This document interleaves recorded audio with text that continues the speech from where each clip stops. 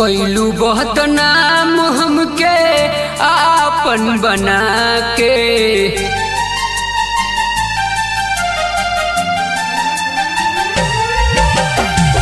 कैलू बहुत नाम हमके आपन बना के, कैलू बहुत नाम हमके आपन बना के।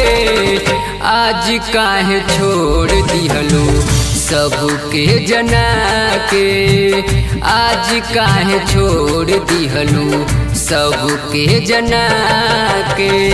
दिल तोड़ने वालों का कुछ नहीं जाता, दिल तोड़ने वालों का कुछ नहीं जाता, लेकिन जिसका दिल टूट जाता है उसका सब कुछ चला जाता है।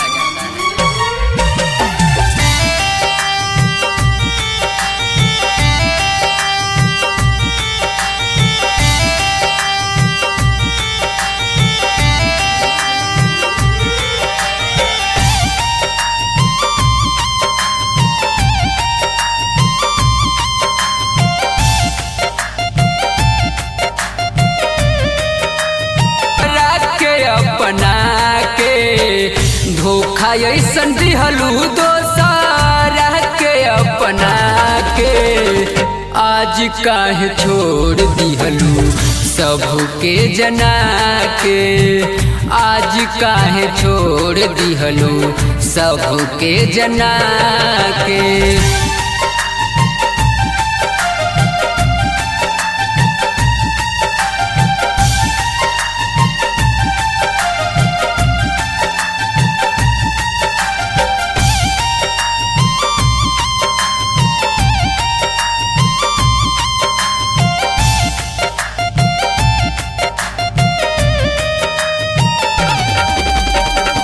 पगला के रूप देख भइल बा हमार हो, तोहरा का बुझाई कैसे बनी बीमार हो।